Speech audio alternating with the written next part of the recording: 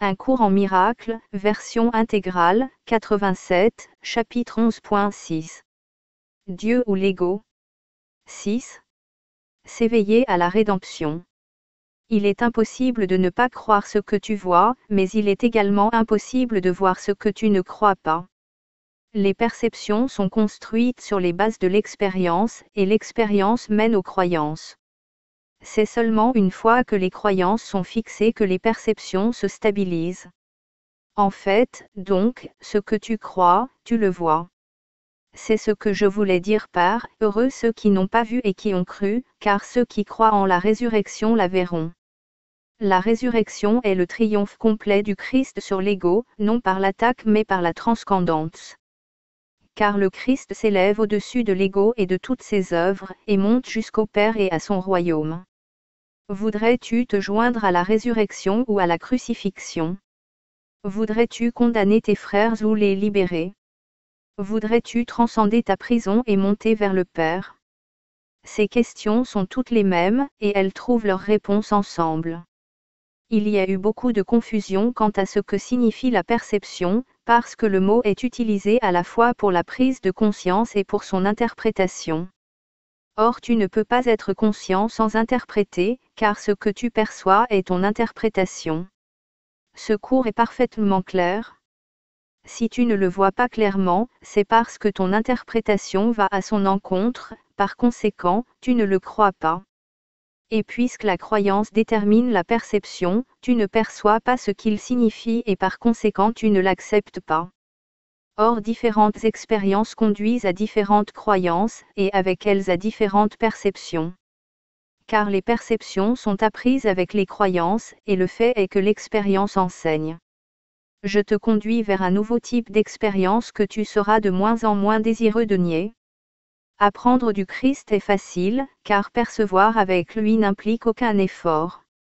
Ces perceptions sont ce dont tu es naturellement conscient, et ce sont seulement les distorsions que tu introduis qui te fatiguent. Laisse le Christ en toi interpréter pour toi, et n'essaie pas de limiter ce que tu vois par de petites croyances étroites qui sont indignes du Fils de Dieu. Car jusqu'à ce que le Christ ne vienne à lui-même, le Fils de Dieu se verra lui-même comme étant sans père.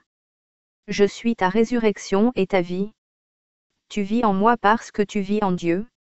Et chacun vit en toi, comme tu vis en chacun. Peux-tu, donc, percevoir l'indignité en un frère sans la percevoir en toi-même? Et peux-tu la percevoir en toi-même sans la percevoir en Dieu?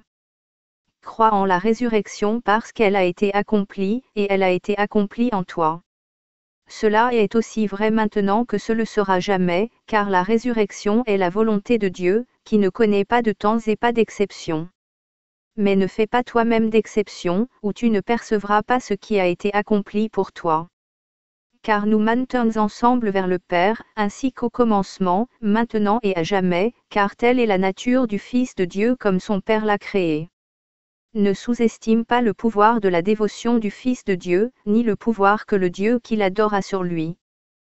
Car il se place lui-même à l'autel de son Dieu, que ce soit le Dieu qui l'a fait ou le Dieu qui l'a créé. Voilà pourquoi son esclavage est aussi complet que sa liberté, car il n'obéira qu'au Dieu qui l'accepte. Le Dieu de la crucifixion exige qu'il crucifie, et ses adorateurs obéissent. En son nom ils se crucifient eux-mêmes, croyant que le pouvoir du Fils de Dieu est né du sacrifice et de la douleur. Le Dieu de la résurrection n'exige rien, car il n'a pas pour volonté d'enlever. Il ne requiert pas l'obéissance, car l'obéissance implique la soumission. Il voudrait seulement que tu apprennes ce qu'est ta volonté et que tu la suives, non pas dans un esprit de sacrifice et de soumission mais dans la joie de la liberté. La résurrection doit gagner ton allégeance dans la joie, parce qu'elle est le symbole de la joie. Toute sa puissance irrésistible tient au fait qu'elle représente ce que tu veux être.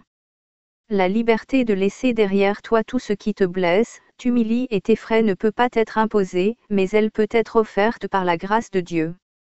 Et tu peux l'accepter par sa grâce, car Dieu est plein de grâce pour son Fils, l'acceptant pour sien sans aucune question. Qui, donc, est le tien? Le Père t'a donné tout ce qui est à lui, et lui-même est à toi et avec eux. garde-les en leur résurrection, car autrement tu ne t'éveilleras pas en Dieu, en sécurité et entouré de ce qui est à toi à jamais. Tu ne trouveras pas la paix avant d'avoir retiré les clous des mains du Fils de Dieu et d'avoir ôté la dernière épine de son front. L'amour de Dieu entoure son Fils que le Dieu de la crucifixion condamne. N'enseigne pas que je suis mort en vain. Enseigne plutôt que je ne suis pas mort en démontrant que je vis en toi. Car défaire la crucifixion du Fils de Dieu, c'est l'œuvre de la rédemption dans laquelle chacun a un rôle d'égale valeur. Son Fils non coupable, Dieu ne le juge pas. S'étant donné lui-même à lui, comment pourrait-il en être autrement? Tu t'es cloué à une croix et tu as placé une couronne d'épines sur ta propre tête. Or tu ne peux pas crucifier le Fils de Dieu, car la volonté de Dieu ne peut pas mourir. Son Fils a été rédimé de sa propre crucifixion, et tu ne peux pas assigner à la mort celui à qui Dieu a donné la vie éternelle. Le rêve de la crucifixion pèse encore lourd sur tes yeux, mais ce que tu vois en rêve n'est pas la réalité. Tant que tu perçois le Fils de Dieu comme crucifié, tu es endormi. Et aussi longtemps que tu crois pouvoir le crucifier, tu fais seulement des cauchemars. Toi qui commences à t'éveiller, tu es encore conscient des rêves et tu ne les as pas encore oubliés. L'oubli des rêves et la conscience du Christ viennent avec le réveil des autres afin qu'ils partagent ta rédemption. Tu t'éveilleras à ton propre appel, car l'appel à l'éveil est au-dedans de toi. Si je vis en toi, tu es éveillé. Or tu dois voir les œuvres que je fais par toi, sinon tu ne percevras pas que je les ai faites pour toi. Ne fixe pas de limite à ce que tu me crois capable de faire par toi, sinon tu n'accepteras pas ce que je peux faire pour toi. Or cela est déjà fait, et à moins que tu ne donnes tout ce que tu as reçu, tu ne connaîtras pas que ton Rédempteur est vivant et que tu t'es éveillé avec lui. La rédemption n'est reconnue qu'en la partageant.